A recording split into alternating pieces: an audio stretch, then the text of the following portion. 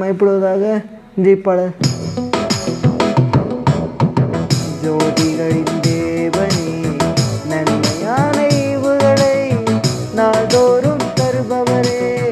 ஜோதிகளின் தேவனே, நன்மையான ஈவுகளை நாள்தோறும் தருபவரே. எனக்காக யாவையும் செய்து முடிப்பவரே. எனக்காக யாவையும் செய்து முடிப்பவரே.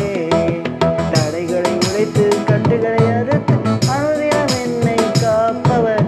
சேனைகளின் தேவனே, உமது வாசஸ்தலம் எத்தனை நன்மையும் எத்தனை இன்பமாயிருக்கிறது.